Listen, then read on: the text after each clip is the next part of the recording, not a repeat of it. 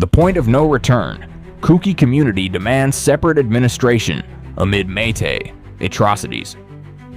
Introduction. The conflict between the Meitei and Kuki communities in Manipur has long been a subject of tension and violence, but recent developments have brought it to a breaking point. The Kuki people, after years of enduring atrocities committed by the Meitei, now believe that the conflict has reached a stage beyond reconciliation. The proposed Meitei rally, scheduled for March 8, 2025, organized by the Federation of Organizations for Civil Society, Focs, has sparked new fears of provocation and potential violence. However, this rally is just the latest chapter in a story of deeply entrenched grievances and suffering that the Kuki community believes has reached a point of no return. The Kukis call for separation and the establishment of a distinct political and administrative framework is based on the belief that the only solution left is the permanent division of the two communities. The Kuki are demanding a separate administration with full recognition by the central government as the only way to ensure their survival, safety, and political autonomy, as various Kuki organizations like the Kuki Napi Awakening Movement, Kanam, the Kuki Volunteers Eastern Zone, Kvvez, the Indigenous Tribal Leaders Forum, ITLF, and the Committee on Tribal Unity, COTU, have made clear they see no other alternative to the ongoing violence and oppression. This article examines the roots of the conflict, the reasons behind the Kuki community's call for separation, and the demand for a separate administration as the only viable solution. Additionally, the role of buffer zones and the significance of their protection in maintaining peace is explored, as well as the potential ramifications of the Meitei's rally within Kuki territories. Historical atrocities and escalating violence. The Kuki and Meitei communities have long been divided by historical, cultural, and political differences, but the situation has become increasingly dire in recent years. The roots of the conflict stretch back to the early 1990s when demands for autonomy from both the Meitei and Kuki communities began to gain momentum. Tensions between the two groups were further exacerbated by the Meitei's push for scheduled tribe status, which many in the Kuki community viewed as a threat to their own rights and political standing.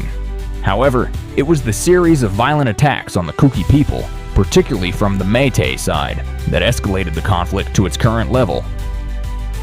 Over the years, the Kuki community has faced a range of atrocities, including mass killings, the destruction of villages, and widespread displacement. The Kuki people have consistently accused the Meitei of carrying out these atrocities, with the belief that such violence has been tolerated or even encouraged by Meitei political leaders. These acts of violence have left deep scars within the Kuki community, making it increasingly difficult for them to trust the Meitei or any Meitei-led governance structures. In the eyes of the Kuki, these actions have reached a level that cannot be forgiven. The atrocities have not only led to loss of life, but have also disrupted the social fabric of Kuki communities, leaving families broken and entire villages displaced. Many Kuki organizations and civil society groups now argue that the actions of the Meitei have crossed an unforgivable line, and as a result, the conflict has reached a point of no return. The Kuki call for permanent separation.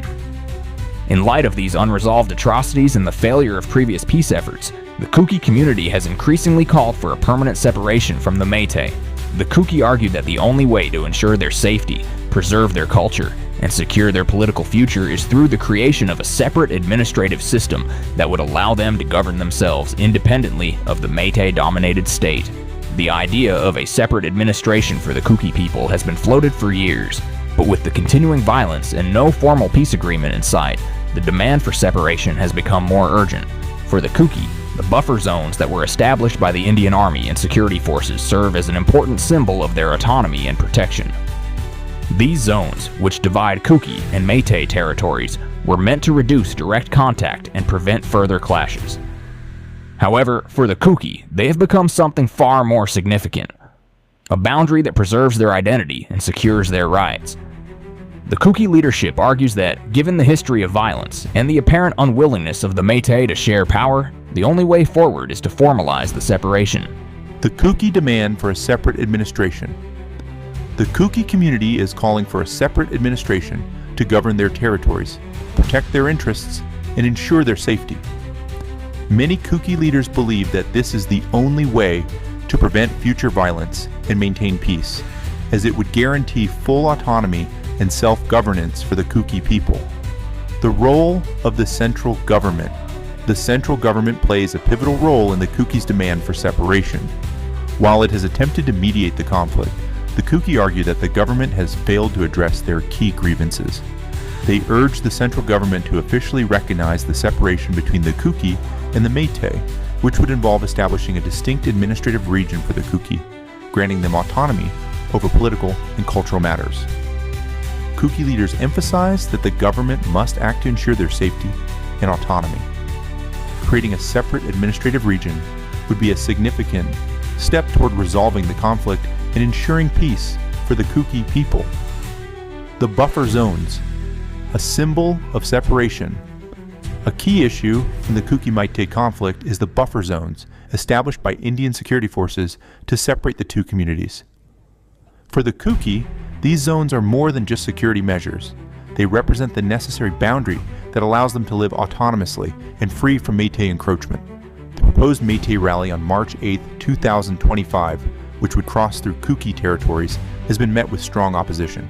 Kuki organizations such as Kanam, Kvvez, ITLF, and COTU have issued warnings stating that crossing these zones would provoke violence and undermine Kuki autonomy. For the Kuki, these buffer zones are a crucial defense against further encroachment. The Meitei Rally, a provocation or path to peace. The Meitei Rally, organized by Focs, is intended to promote peace, but is viewed by the Kuki as a provocation. Kuki leaders believe that the rally is an attempt to assert Meitei control over Kuki territories and resources, further marginalizing the Kuki community. The Kuki's opposition to the rally stems from a history of violence and broken promises by the Meitei, leaving the Kuki skeptical of any peace initiatives. Despite the organizers' intentions to promote cooperation, the Kuki fear that such events could further fuel conflict rather than resolve it. Conclusion. The Kuki's call for a separate administration reflects the deep divisions between the two communities. After years of violence and broken trust, the Kuki believe that permanent separation is the only solution. A separate administrative region, recognized by the central government, would ensure the Kuki's safety and self-governance. As tensions rise, particularly with the upcoming Meitei rally, the Kuki are no longer willing to coexist under the current political system. They see the creation of a separate administrative region as the only path to peace and security. The central government faces a critical decision: whether to recognize the Kuki's demands for self-governance and work toward a lasting solution. Disclaimer: Zalengam Media is not responsible for the contents of this article. The information presented is sourced from various media outlets and press releases from Kuki-Zo civil society organizations. To stay updated on this issue and others, subscribe to Zalengam Media.